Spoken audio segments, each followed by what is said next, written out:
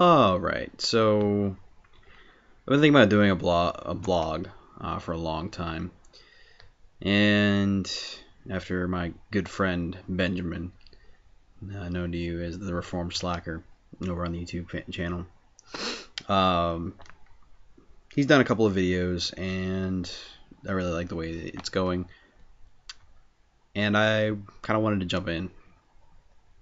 And one of the first topics that he and I talked about doing was actually I had a conversation with somebody at a store that I work at.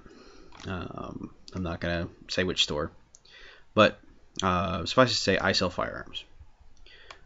But I had a conversation with this lady, and we were talking about just firearms and quote unquote firearms violence in general, because she was staunchly against guns, and you may ask why she was in that store. So she was there to get binoculars. We sell binoculars as well. And she was asking my opinions, and I with kind of Colia Noir's challenge to us to go out and like break out of this cycle that we pro Second Amendment people have, to not get in our own echo chamber, which is something that we very often accuse our opponents of. And I've noticed that recently that just it's starting to be, all of it is starting to be an echo chamber across the board. Whether you're for the Second Amendment, against the Second Amendment, for marriage equality, against marriage equality, everybody just likes to get in a nice circle jerk and just start talking about how great their ideas are, instead of getting around other people and taking the time to actually just talk, not let the emotions overwhelm you or resort to ad hominem attacks or whatever, and just talk and be like, hey, these are my ideas, and all right, I want to hear what you have to say, and I respect the position that you come from, because that's apparently a really hard thing to do these days. So I guess my main point is that I thoroughly enjoyed this conversation I had with this woman, and she was very respectful, and I was very respectful of her. And I told her that I was like, look, I'm not like, if you're not comfortable having this conversation, then feel free to say, hey, I don't want to, and we'll leave it at that. I'll keep telling you about binoculars. And she's like, no, actually, I would like to hear from what you have to say. And it was a rather typical pro Second Amendment versus anti Second Amendment argument. But we were both able to just sit there and talk, and that's what I really liked. But one of the things that she said just kind of really boggled my mind, because I asked her, I was like, look, if somebody comes into your home in the middle of the night, and that's my cat above my left ear, but if somebody comes into your home in the middle of the night and they break in, they mean to do you harm and do your family harm and take your stuff, what do you hope you have? Would you defend your life? And she said that she probably wouldn't. So that kind of shocked me, because as humans, we have this natural bend towards self-preservation, and it's a drive programmed into us after billions and billions of years of evolution and development, and self-preservation is an inherent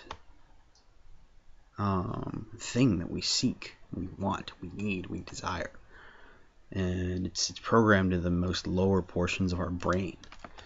So, and that just really kind of struck me. I was like, you've thought this out so much that you don't think you would defend yourself or defend your families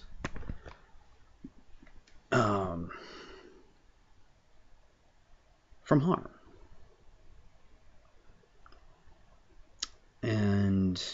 I had to give her props for being consistent. I mean, because if you're going to be anti-gun and anti-violence, I mean, then be consistent with it. But I mean, that's one of the big takeaways that I had that just really shocked me about all of this, was that she flat out said that she would not defend her life or the lives of her family with deadly force. And some people that may not be acceptable to them, and that's fine. But I mean, I guess just being in the echo chamber that I have, which was 8 years of the United States Marine Corps, it was, especially in the infantry community, you defend everything that you even care for, whether it be equipment or your friends or maybe even just people you work with that you don't even like. But the fact that you're associated with them and they wear the same uniform as them, you'll defend them to the death, just because they're your brother or your sister, for you non-infantry people out there. But to sit there, like, I could see a legitimate reason to not want to defend your own life. Maybe you've rationalized it to the point where, okay, I've lived a long enough life and it's my time to go, and there's nothing to be done about that. However, to sit there and honestly say, like, if somebody just comes into your home in the middle of the night to take your stuff, and say you have a daughter or a son, and this sicko happens to be a pedophile, and he decides that he wants to rape your children, and or your spouse or significant other or whatever, to say that you wouldn't defend them with deadly force, that's beyond my comprehension level. I mean, to say that you wouldn't even pick up a heavy piece of wood or something and just chuck it at the dude, with intent to stop him. If you have to kill him, so be it. But for me, I mean, it's not a machismo sense of my house is my castle and I'm going to defend it with everything I have, and I hate whoever's invaded my space, invaded my family space. It's that I love my family so much. And Travis Haley, he enumerated this with great articulation, far greater articulation than I believe I ever could.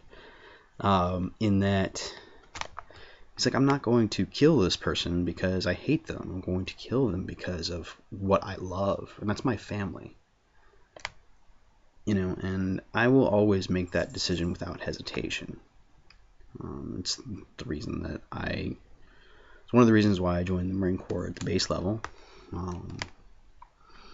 amongst other things. But it's another reason why I own firearms, and I own them, and I use them to practice with and to prepare for the situation should I have to use it, because that's what a responsibly armed citizen does.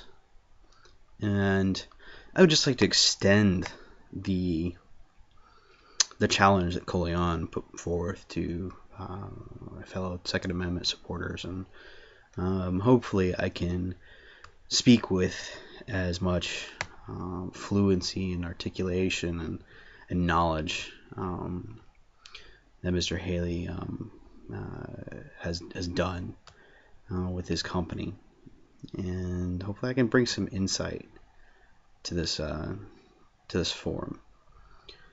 But that's pretty much all I have to say there. If you have any questions, comments, concerns, anything like that, leave them in the comment section. Let me know how I did. All right, thanks. Bye.